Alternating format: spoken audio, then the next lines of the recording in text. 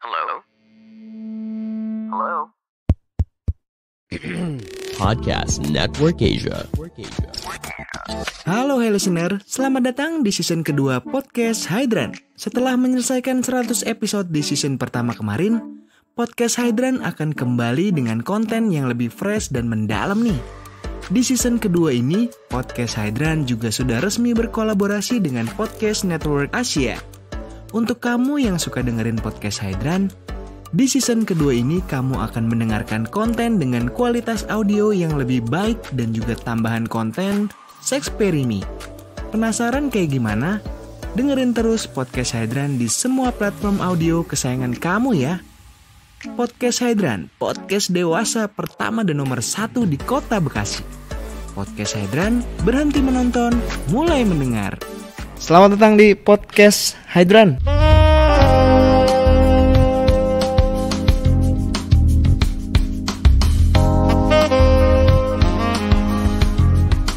Bareng Putu di sini, dan hari ini kita akan ngobrol-ngobrol panjang sama seorang wanita yang gue kenalnya itu kurang lebih 1 tahunan yang lalu. Terus Instagramnya tuh rame, storynya kadang-kadang bikin sedih, kadang-kadang bikin seneng, kadang-kadang lagi happy-happy, lagi party-party, terus lagi sibuk ini, sibuk itu. Huru-hara, berantem-berantem. Dan sekarang dia ada di depan gue dan kita akan ngobrol panjang. Gue kenalin aja, di depan gue ada Upi atau Lutfi Lanisya. Itu nama asli by the way. Nama asli dari nyokap gue. Di KTP juga itu? Iya, di KTP, di kakak, semuanya itu. Oh, berarti bukan nama palsu tuh? Nama palsu beda lagi. Ada nama palsu ya tapi? Banyak, tergantung situasi dan kondisi. Oke, Upi berarti sekarang umur berapa? Sekarang umur berapa ya? Aduh, 27. Jangan bohong. 27. 27 tua ini. 27 berarti tahun berapa tuh? 27 95 ya? Ah, gak beda jauh. 27 sama 47 kan? 47. Aduh, jauh banget.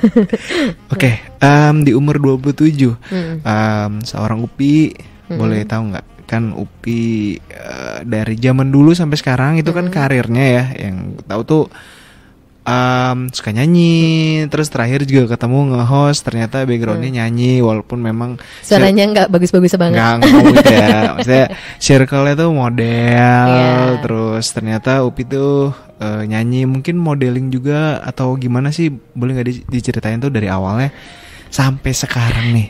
Ini kita ngobrol serius apa biasa aja? Enggak, biasa aja. Santai aja ya. Oke. Kita nggak ada skripnya ya. Ya, nggak ada skrip ya, asli ya. Nggak ada tim, nggak ada prompter, semua aman ya. Aman.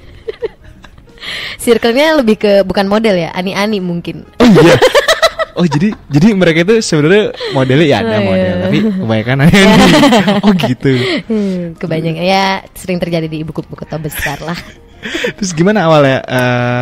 Emang dari dulu di Jakarta enggak kan? Enggak, aku baru sekitar, kalau 2014 berarti 8 tahun. Iya, sekitar 8 tahun. 8 tahunan. Sebenarnya ini ceritain dari mulai karir di Jakarta kan? Iya dong. Enggak mungkin dari Orok kan? Aduh, kalau dari Orok nanti aja ya. Kelamaan ya. Terlalu lama. Jadi aku tuh dulu sebenarnya basicnya dari keperawatan akper. Oh, biasanya akademi keperawatan lah. Ya, orang akper tuh, ya gitu. Iya, bisa merawat lah. Bisa merawat, paham. Bapak-bapak dirawat ya, gitu. Tanggalnya tuh apa? Tanggal apa? Lagi subur apa enggak? Jadi aku lulusan dari akper. Awalnya tuh kayak dari orang tua tuh mengharuskan aku untuk melanjutkan satu jurusan lagi di akper juga. Kalau enggak akbid. S1-nya gitu. Maksudnya extend berarti? Iya, pengennya gitu dari orang tua kan. Karena akper tuh D3 ya? Sejajaran sama SMK. Oh, oke. SMK. Okay. Nah, terus abis dari situ kayak punya sertifikat buat kerja di rumah sakit. Aku mengiyakan diri aku kayak udah, gue harus ke Jakarta. Dan di situ aku belum pernah sama sekali ke Jakarta. Belum pernah sama sekali. Aku bener-bener naik bis sendiri, nggak pernah ke Jakarta, nggak tahu alamat, cuma tahu alamat nih aku bisa kerja di sini. Oh, nekat dong berarti nekat banget. Terus emang bocahnya nekat sih. Dari dulu ya, dari zaman orok itu udah mulai kelihatan nekatnya. Terus akhirnya aku nyari kerjaan itu di Alam Sutra. Daerah Paku Jaya. Wow. Ada namanya RSIAIP. Ini terserah lah nanti mau dibuka atau enggak. Ya udah orang ngaruh juga. Udah ngaruh juga kan. Di RSIAIP kayak rumah sakit ibu dan anak gitu. Dan aku datang itu jam 4 subuh. Ini masih inget deh. Pokoknya jam 4 subuh aku nyampe dan aku nggak tahu harus kemana. Sedangkan HRD-nya adanya jam 10 pagi. Dan di situ tuh sekitar 3 kilo dari tempat RSIAIP itu ada masjid. Jadi kayak aku datang ke masjid, tidur di sana, istirahat, terus kayak langsung aku nggak mandi, aku cuma cuci muka gitu-gitu, segala macam, ganti baju di situ. Akhirnya aku kayak ke RSIAIP, aku kasih CV aku, langsung keterima hari itu juga. Berarti kalau misalnya nggak keterima? Nggak tahu, balik lagi mungkin. Udah jalan hidupnya kayak gitu kali ya. Iya, maksudnya nggak garansi kalau misalkan pada hari itu datang langsung lolos juga kan? Nggak expect. Iya, nggak expect ternyata bisa. Oke. Akhirnya keterima dan di sana itu setiap perawatnya itu asrama. Asrama. Kan? Asrama. Tapi yang di pikiran aku tuh asrama ya berarti di lingkungan rumah sakit juga kan? Iya. Harusnya kan? Yang ada enggak. Dia kayak sekitar 4 kilo dari situ dikasih kayak rumah kontrakan. Mes kayak mes gitu, kayak rumah kontrakan yang ini ukuran berapa ya, segini nih. Buat rame-ramean. Buat 8-9 orang. Segede gini Kak, bayangin. Gila. Ini segini doang nih, sekotak ini doang nih. 8-9 orang. Ngampar dong. Itu udah kayak ikan asin berjejer gitu. Buset. Bener-bener kayak wah. Dan di situ kan maksudnya kayak aku ngelanjutin juga kuliah di Pamulang, Umpam. Ya. Sekalian gitu. Maksudnya kayak ya udah gue turutin aja lah apa maunya nyokap gitu kan. Jurusannya? Keperawatan. Sama saat itu. Oke. Nah, dari situ terus kayak kan lumayan jauh ya Kak, 4-5 kilo kalau jalan kaki. Jauh kan. Di sana itu ada peraturan yang kayak kalau telat 5 menit, telat berapa menit ada potongan gaji. Dan gaji yang aku tuh jatuhnya tuh aku bukan perawat ya, jadi pembantu perawat gitu loh. Asisten iya, gitu ya. Asper gitulah, asisten perawat gitu. Nah, terus udah aku sebulan aku cobain, tebak gaji aku di sana berapa? Kalau 2014 itu kan UMR Jakarta itu sekitar 2,6 2,7. Iya. Kalau UMR segitu dan ini bukan perawatnya lagi, asisten ya. Berarti biasanya sekitar 60-70%an dari UMR, berarti sekitar 1.900.000 1.800.000. No. Berapa? 400.000. Yoh, itu mah intern dong, ya, magang dong. Iya makanya itu kayak wah anjing gue nggak bisa nih. Maksudnya kayak ini apaan nih gitu, ngerti gak sih? Terus dipotongnya berapa? Kadang dipotong 50. Pokoknya 400.000 tuh udah. Gila. 400.000 bener kayak. Udah bersih maksudnya? Udah bersih di aku. Cuman kan emang kita nggak bayar mes. Mes itu semua ditanggung ya? Makan? Iya. Makan ya kita kalau misalkan ada kayak ahli gizi yang makanan nggak. Dikasih. Ya, kayak gitu-gitu. Ya itu mau iritnya kayak gitu. Iya. Kayaknya aku nggak kuat nih, maksudnya kayak wah nggak bisa. Cuman aku belum ngomong sama orang tua kan. Iya. Tapi mereka tahu kondisi gajinya juga nggak tahu. Nggak tahu. Taunya udah kerja doang. Udah kerja doang. Taunya seneng kerja di Jakarta gitu. Emak di kampung gimana sih? Tapi dulu kayak gini nggak? Lebih cantik dari ini tentunya. Oh iya, ini udah evolusi ke berapa? Ini ke-7 kali ya. Gila. Oke, nanti sebelum sampai sana kita lanjut dulu. Nah, dari situ kayak wah gue nggak bisa nih kerja kayak gini terus. Maksudnya kayak gue tuh emang dari kecil dididik mata duitan. Sisi materialistis gue tuh ada, maksudnya kayak gue harus kerja, gue harus dapat duit. Dari lu maksudnya kayak lagi sekolah aja aku bisa ngerjain PR anak-anak tapi aku duitin. Maksudnya udah dididik kayak buat nyari duit. Iya. Gak bisa lah lihat gaji 400.000 gitu. Terus akhirnya dari situ aku nyari-nyari kerjaan yang lain sampai aku dapet kerjaan di restoran. Ya, lebih capek dong. Tapi aku jadi GRO. Oh. Ya cuma greeting orang gitu doang, cuma nganter-nganterin gitu doang. Kamu pasti pernah ke Talaga Sambil Ancor kan? Tahu. Iya, di sana. Oh, di situ. Iya, di situ lumayan lama, 8 apa 9 bulan gitu aku. Kalau yang tadi tuh berapa bulan? Sebulan setengah. Oh, cuma sebulan setengah. Iya. Oh, langsung pindah. Nggak kuat aku. Iya. Gajinya kayak gitu. Oke. Pindah di situ ya gajinya naik lah ya. Naik. Gajinya 3,7. Oh, di atas UMR dong. Di atas UMR. 3,7 plus servis, bonus, ada lagi. Itu di luar tips ya, servis fee. Pokoknya servis bulanan dari restorannya. Oh, ada lagi. Ada lagi. Oh. Enak banget. Lumayan lah. Iya. Pokoknya pernah 1 bulan dia omsetnya nyampe 20M. Kita dapat servis 2 kali gaji. Waduh. Enak kan? Enak. Ya, di situ kayak wah, udahlah, gue di sini aja udah sampai kebeli motor.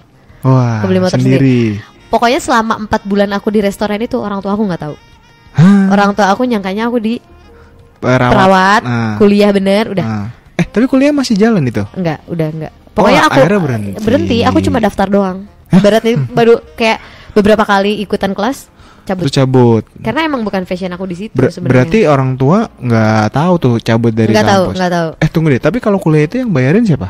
Sendiri. Oh, sendiri. Nyari sendiri, iya. Ya gila, nggak cukup juga sih. Makanya nggak cukup kan. Maksudnya kayak emang aku tuh nggak pernah mau ngebebanin siapapun. Ngerti sih, emang dari dulu tuh kayak wah nggak bisa nih. Apapun caranya, mau halal mau haram, ayo dah gitu. Tapi sorry, di kampung. Ya itu nanti aja ya. Di kampung punya adik kakak. Kakak 1, adik 1. Kakak 1, saat adik itu. 1. Hah? Emang beda? Oh, udah ada bayi baru lahir. Oh, ada 2. Ya, ada 2. Tapi apa namanya? Ngasih juga nggak ke keluarga? Selalu. Oh iya. Selalu, Kak. Berarti ketika gimana yang tadi itu? Yang 400.000 makanya aku nggak jalanin. Ya? Bulan pertama tuh kayak masih iya anak gue cuma kerja doang gitu. Orang tua tuh cuma mikir kayak gitu doang. Belum kayak mana nih hasil kerjanya gitu. Belum sampai minta. Belum. Oke. Dan akhirnya kan di restoran sampai di titik aku pernah kayak gini, Kak. Untuk aku pengen lebaran pengen pulang. Cuman kayak wah gue nggak bisa pulang. Gue kirimin semua duit gue yang punya. Sampai aku mau makan aja cuma punya celengan yang gopean buat beli nasi goreng di bawah harganya 8.000. Wah. Maksudnya saking care-nya aku tuh sama keluarga gitu, ngerti gak sih kayak? Ya paham. Wah, ini gue udah kerja, udah punya duit banyak. Nah, ketahuannya kenapa? Gara-gara aku transfer banyak. Di saat itu aku transfer 9 juta deh kalau nggak salah sama mama aku. Buset. Sampai mama aku nanya, lu tuh kerja di mana? Terus make sure ke pihak Waduh. RS-nya. Ke RS ya?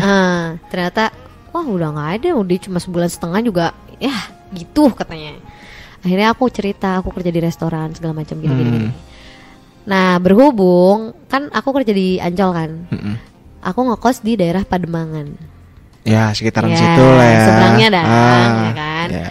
Pokoknya biaya aku tuh nggak lebih dari 1,5 juta untuk kosan, makan, karena kan di restoran tiap hari dikasih ada kantinnya Kak kalau restoran tuh buat karyawan. Ya. Jadi ngirit, bener-bener ngirit. Gaji tuh pokoknya bisa nyimpen sebulan 2-3 juta nyimpen gitu. Makanya baru 3 bulan 4 bulan udah bisa motor. Udah bisa ngasih orang tua gitu segala macam. Akhirnya udah dari situ ketahuan kalau aku kerja di restoran awalnya berantem dulu. Sempet berantem dulu. Wah. Aku kalau berantem sama orang tua, gila. Ngerasanya sekarang sih. Kalau dulu kayak wah, kata-kata kasar ke semuanya keluar dari mulut. Anak durhaka deh pokoknya. Nah, terus abis dari situ kan deket kan Pademangan dengan daerah perkotaan. Iya, deket banget kan, deket banget gitu kan. Maksudnya kayak, nah dulu itu aku ada kenalan satu kayak dia kan kalau di restoran suka ada live music, ada bandnya gitu kan tiap Sabtu Minggu kan. Nah aku tuh ada sempat ngobrol sama vokalisnya, cewek tante-tante ya. Vokalisnya itu vokalisnya udah agak tua ya. Udah agak tua, tapi suaranya mantep banget. Iya. Dia yang mengajak aku pertama kali untuk nongkrong di daerah kota. Nongkrong di daerah kota. Tahu kan launch-nya Kron? Tahu. Nah, di situ. Oh, di situ. Iya, pertama kali aku nongkrong di lounge-nya Kron dan kayak anjing apa nih gitu. Ngerti enggak kayak? Ya. Kayak beda banget Beda gitu. banget dari kehidupan gue yang di Pademangan, di Alam Sutra sama di kampung gitu kan. Ya ampun. Terus kayak wah, nggak bener nih, aku bilang. Gimana ya? Tapi lama-kelamaan kok enak gitu. Itu hampir seminggu sampai 2-3 kali datang ke Kron. Tapi cuma nongkrong di lounge. Nongkrong di lounge-nya doang. Iya. Wah, Aku tuh nggak ngerti awalnya tuh emang goblok, emang anak-anak polos dari kampung nggak ngerti mau ngapain. Kayak wah, ini loh Jakarta katanya gitu. Terus akhirnya beberapa kali kan itu berjalan berbulan-bulan Kak. Sampai akhirnya ternyata dia ngenalin aku dengan seorang sosok cowok. Dan itu di situ aku polos banget Kak. Wow. Bener-bener polos banget. Si cowok ini siapa? Cowok ini kita panggil aja Rio. Waduh, ini nama asli apa enggak nih? Ya ini nama aku kenalan nama dia. Tapi bukan nama asli Nama kan? asli bukan. Selamat. Namanya Rio. Namanya Dan Rio. si Rio ini siapanya si tante vokalis tadi? Temennya. Oh, emang temenan. Emang temenan. Dikenalin. Emang agak sepuh ya say. Tapi Oh iya. Chinese gitu. Enggak. Abang-abang orang Malang. Oh. Rio orang Malang gitu. Kayak medok gak? lumayan medok. Tapi udah putih-putih. Belum. Oh, belum. Masih oke Masih lah. oke lah. Early 30 lah. Ya, enggak. 40 ya waktu Waduh, itu. lumayan 40-an. juga Ya, lumayan tuh. juga. Oke. Cuman karena dia sering olahraga mungkin ya. Oh. Tapi emang agak hitam sih karena dia golf kan olahraganya. Gitu kan.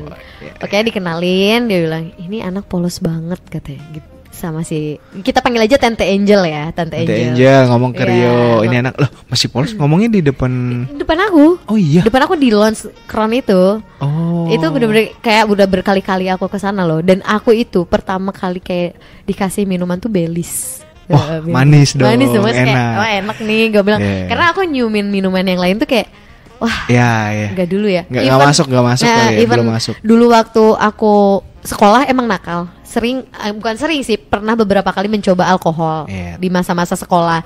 Cuman karena emang nggak suka, nggak apa, jadi kayak nggak gitu. Nah di situ kayak lu nggak bisa minum alkohol kan, kata Tante Angel ini.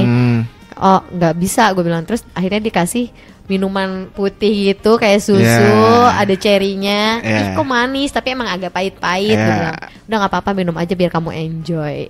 Waduh. Itu dikenalin di hari pertama tuh sama si Rio. Enggak. Setelah beberapa kali aku datang ke sana. Mungkin dia udah janjian gitu loh. Karena aku selama datang ke Kron ini, dia kayak nggak gimana-gimana, biasa aja kayak nongkrong aja gitu. Akhirnya kenalan, tukeran nomor. Pulang-pulang aku dikasih botol Baileys 6 botol ya, apa 12 botol gitu lupa selusin. lagi. Iya selusin. Satu ini, gitu. satu kerat gitu. Ya guset dah. Disuruh bawa pulang. Kayaknya kamu suka, kata si Rio. Waduh, kan? Ya? 100.600 kali, wah selusin. Ya segitulah pokoknya. Oke, terus. Terus dari situ kayak, Kak kok baik banget sih, aku bilang. Kok ngapain gitu, ada maksud nggak? Aku bilang. Manggilnya Kak? Nggak ke Angel, ke Tante Angel. Ke Tante Angel. Kalau ke sana Abang. Oh Abang Rio. Oke, dari situ kan akhirnya si Rio mulai chat aku. Wah. Mulai chat kayak, kamu di mana? Terus udah ibaratnya kayak ada chat tiap hari gitu loh. Dan kita nggak pernah ketemu lagi. Hah? Sama si Rio tuh nggak pernah ketemu lagi dari saat itu ya. Emang sengaja atau emang kayaknya? Nggak tahu pokoknya nih. Enggak, maksudnya ini belum selesai ceritanya, belum selesai. Oke. Nah, lanjut. Terus aku chattingan segala macam, terus dia bilang, kamu mau nggak nikah sama aku? Wow. Aku bilang, iya. Itu baru 1 bulan kenal. Dan ketemu baru sekali yang si kejadian Baileys itu. Kamu mau nggak nikah sama aku? Terus sama oh my god, kayak iya masa gue nikah sama bapak-bapak sih gitu kan. Terus gue tanya dong, maksudnya make sense-nya kayak gue nanya, ya emang lu gak punya bini? Terus dia bilang, gue punya bini, gue bakal kenalin lu sama bini gue, karena ini kemauan bini gue. Gue harus married lagi. Wow. Gitu, awalnya gitu. Terus aku bilang, ya kalau emang bener ya udah ketemuin aja. Dan bener diketemuin. Akhirnya sebulan setengah dari pertemuan yang di Belize itu, aku langsung married Kak. Hah? Serius? Serius. Aku bener-bener kayak, udah kamu berhenti kerja, kamu gak boleh kerja lagi, kamu ikut aku, kamu jadi istri aku. Even maksudnya, tapi kita nikahnya di bawah tangan, nikah siri. Dan saksinya itu istrinya. Oh, tapi nggak secara negara. Negara enggak. Okay. Secara agama. Secara agama doang. Ya. Okay. Dan istrinya jadi saksi. Jadi saksi. Ya. Nggak tahu kenapa kayak ya udah aja gitu. Akunya mau. Tapi orang tua aku nolak. Oh. Orang tua aku nolak. Kayak mama itu aku debatnya sama mama. Wah. Terus aku bilang, daripada aku jadi cewek nggak bener atau gimana, aku bilang mendingan ya udah ada yang mau nikah gimana lagi, aku bilang. Sedangkan dulu aku mau dijodohin sama orang tua aku nggak pernah mau. Dulu aku mau dijodohin pas lulus SMA itu, aku mau dijodohin sama Akpol. Waduh. Tapi lebih tua, maksudnya lebih tuanya nggak setua Rio. Iya. Lebih tua kayak dia umur 28, aku baru 19, 18 gitu kan. Maksudnya beda 10 tahun. Dulu mikirnya tua gitu. Yeah. Aku nggak mau. Sedangkan pas aku minta izin nikah dengan orang tua. Gimana itu? Itu maksudnya kayak mama aku tuh bener-bener nolak, kayak lu jangan. Mama aku tuh bener-bener sampai nangis-nangis, kalau bisa jangan. Cuman ya gimana, udah jalannya mungkin takdir aku juga gitu kayak. Ya udah. Sedangkan kan aku butuh walinya dari bapak kan. Yeah. Dari bapak aku. Mama aku sama bapak aku udah cerai. Iya. Dan bapak kayak ya udah, oke, nggak apa-apa gitu. Oke. Akhirnya aku nikah tanpa mama aku. Oh, Karena mama aku nggak mau. Nggak mau, cuma bapak doang. Oke. Terus abis itu udah nikah. Aku awalnya tinggal dulu di kampung nih 3 bulan. Terus kampung aku. Terus si Rionya di Jakarta. Oh. Karena dia bilang kamu jangan di Jakarta deh, katanya takut rusak lah, inilah itulah, banyak lah gitu omongannya. Terus aku bilang ya nggak apa-apa, maksudnya akhirnya selama 3 bulan itu dia capek sendiri, bolak-balik terus. Iyalah. Iya, bolak-balik terus. Makanya seminggu 2 kali kan bolak-balik dia. Waduh. Makanya akhirnya yaudah, gue kasih rumah. Dulu aku di Senen. Rumahnya di Tanah Tinggi. Oh, dibeliin. Iya, dibeliin. Rumah tuh, bukan apartemen. Bukan, dibeliin rumah di Tanah Tinggi. Gang inilah pokoknya, gang keributan lah pokoknya di sana. Aku di sana, terus akhirnya pindah lagi ke Jakarta. Nah, pindah ke Jakarta ini karena aku merasa sendirian. Si Rio ini bilang, lo harus cari asisten deh. Lo harus cari temen deh. Gitu. Nah kebetulan kan aku di restoran kan. Ada beberapa orang yang di restoran masih kontekan sama aku dan dia udah resign. Ya kan? Tadinya kasirnya resign tuh, cowok. Tapi agak melehoy gitu. Ikutlah sama aku bilang, ayo ikut aku deh, jagain aku bilang gitu. Aku kasih gaji, aku bilang segala macam. Akhirnya terus adalah satu teman aku lagi yang dia kerja di restoran, bukan kerja, dia tuh anak magang. Oh, magang. Anak magang, tapi magangnya lama gitu, ngerti gak sih? Magangnya nggak diangkat-angkat gitu. Iya, nggak diangkat-angkat gitu. Akhirnya dia keluar juga. Di restoran itu tuh nggak ada yang suka sama dia. Kenapa? Anaknya tuh centil gitu lah, pokoknya kayak cari muka segala macam gitu-gitu. Dan yang nemenin itu cuma aku doang. Dia cerita dia mau resign. Terus aku maksudnya karena kegoblokan aku dan kepolosan karena percaya sama teman, aku bilang ya udah lu ikut gua aja. Lu mau apa? Terus dia bilang, dia kan di bawah aku umurnya. Teh, aku mau kuliah. Udah kuliah, ntar suami aku yang kuliahin kamu. Pokoknya udahlah. Di situ akhirnya kita satu rumah. Si 1-2 Bencong kita panggil Abigail. Emang itu panggilan aku sama dia sih. Yaudah, Abigail. Bencong itu Abigail. Si cewek ini gak usah dinotis kali ya, namanya siapa ya? Fauji deh. Itu ada di nama tengahnya. Oh iya, oke. Si Fauji ini teman aku kan. Nah akhirnya kita satu rumah nih. Aku di rumah itu aku, si Abigail, si Fauji sama Mbak. Mbak tuh Nyari. Mbak dari mama dapatnya. Oh. Udah mulai baikan nih sama mama nih. Oh, Kayak dikasih, iya, disupport. udah support. Oke. Udah tuh. Aku nikah itu berarti selama 3 tahun aku nikah. Tahun pertama masih aman. Tahun kedua masih aman. Tahun ketiga sering berantem, gak tahu kenapa.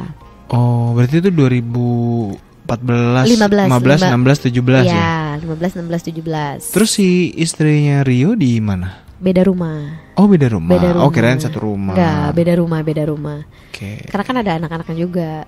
Oh, ada anak-anaknya. Ada anak-anaknya gitu. Oh, oke. Sebenarnya Rio ini lumayan terpandang sih, banyak di Google juga. Oh iya. Iya.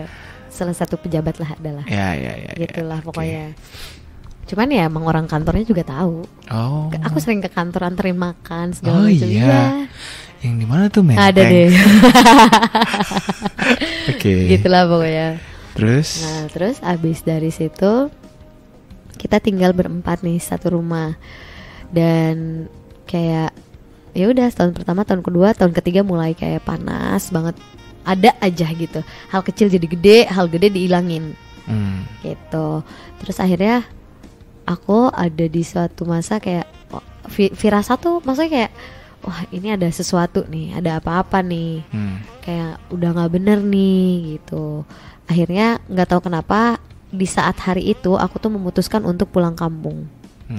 Biasanya aku pulang kampung bawa mereka semua yang berempat di rumah ini. Aku bawa mereka, maksudnya kayak pergi aja gitu, pengen nenangin aja gitu. Nggak tahu kenapa hari itu aku pengen pulang sendiri. Dan aku bilang sama suami aku mau pulang. Aku bilang. Akhirnya dia mengiyakan, ya udah silahkan kamu mau pulang, nggak apa-apa. Nyetir sendiri nggak apa-apa, nggak apa-apa. Aku bilang karena aku tuh nggak boleh nyetir sendiri.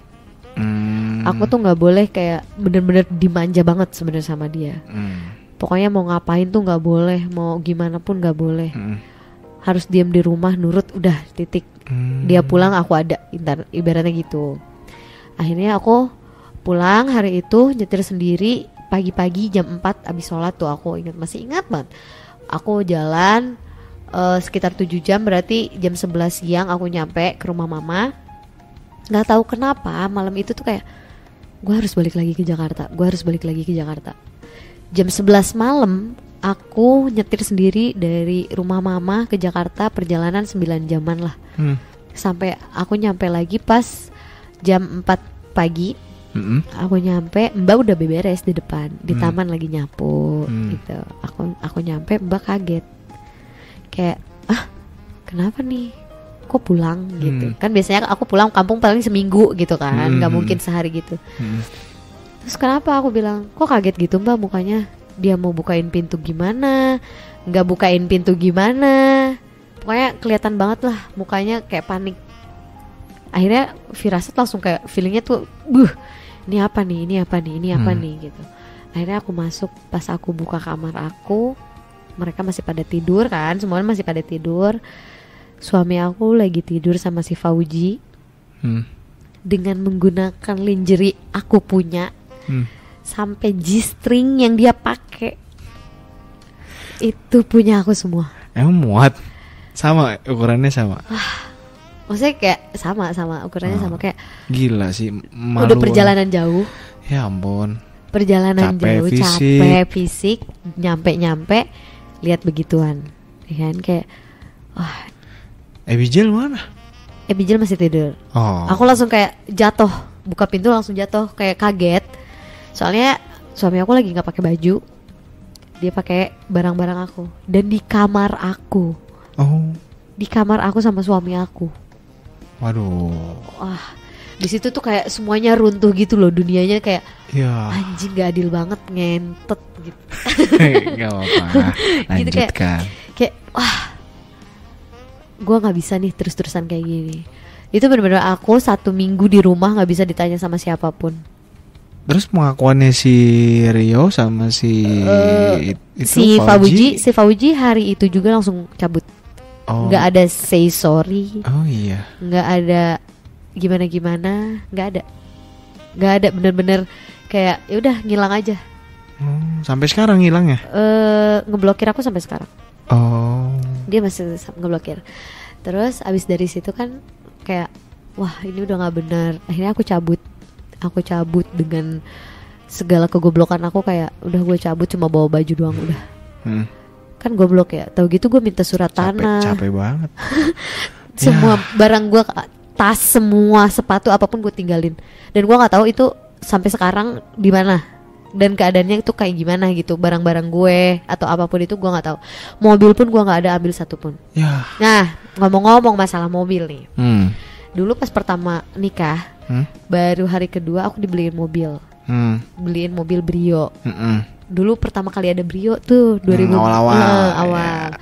Awal-awalnya Brio, aku bilang cakep nih, murah juga kan. Terus aku bilang mau aku pakai plat nomor B210 UPI. B Rio UPI. Oh. Itu mobil kesayangan ibaratnya. Nggak pernah aku pakai. Kenapa jadi Rio beneran nih? Emang kenalannya Rio, dia kenalan tapi nama aslinya bukan Rio. Oh, jadi, tapi ada nama elemen Rio-nya gak? Iya, enggak ada. Enggak ada. Bukan Partai Biru kan? Kan. Oke, lanjut.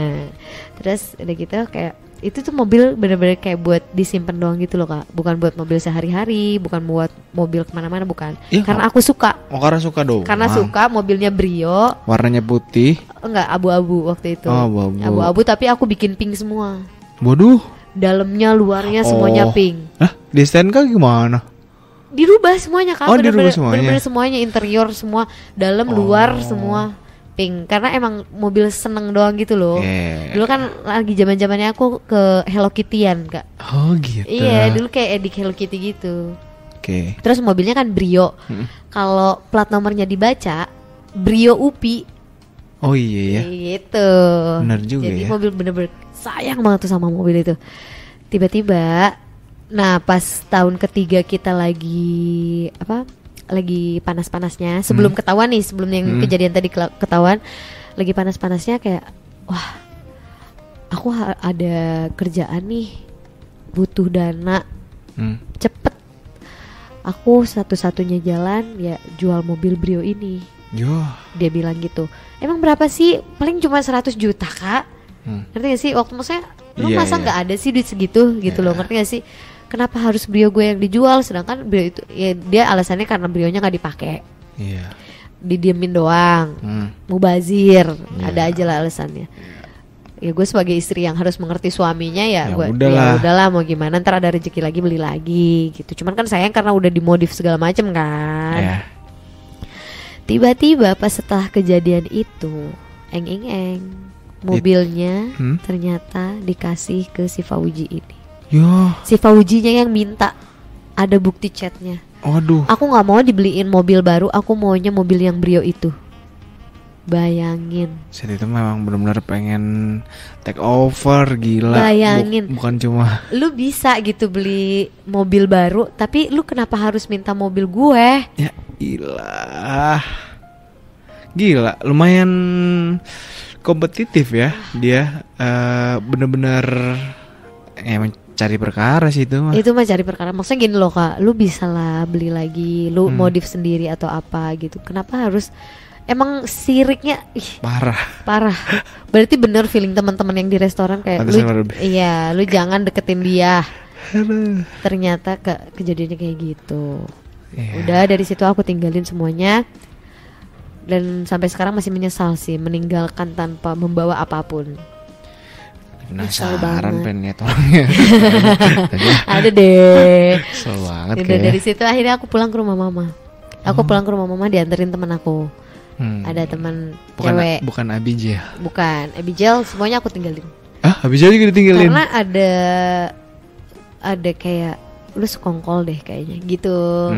Ada feeling kesana. Ya udah tinggalin aja. Ya semuanya tinggalin. Bener-bener aku cut off semuanya, bener-bener kayak wah gue nggak mau berurusan lagi dah, udah gitu. Itu sakitnya luar biasa Kak, luar biasa banget. Paham. Parah. Terus akhirnya aku pulang ke rumah mama.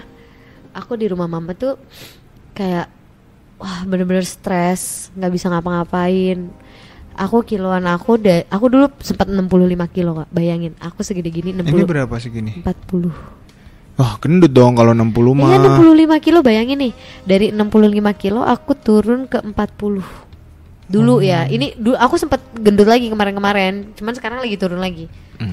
Dari 65 aku bener-bener langsung kayak jerp turun ke 40. Udah tuh dari situ kayak mamaku yang kayak udah lu harus semangat, lu harus hidup lagi, lu balik lagi aja ke Jakarta, lu cari lagi aja. Maksudnya kayak cari kehidupan yang lain lah, karena di kampung lu akan tetap gitu-gitu doang katanya, lu nggak akan berkembang, lu mendingan pergi. Akhirnya dari situ aku pergi. Aku cuma dikasih mobil sama mama, dan di mobil aku itu tuh bener-bener kayak rumah singgah gitu loh, kayak koper segala macam ada pokoknya. Mama yang beliin mobilnya? Enggak, mobil kan selama aku sama dia aku beliin mama mobil juga. Oh gitu. Jadi mobil inilah yang dipakai buat operasional.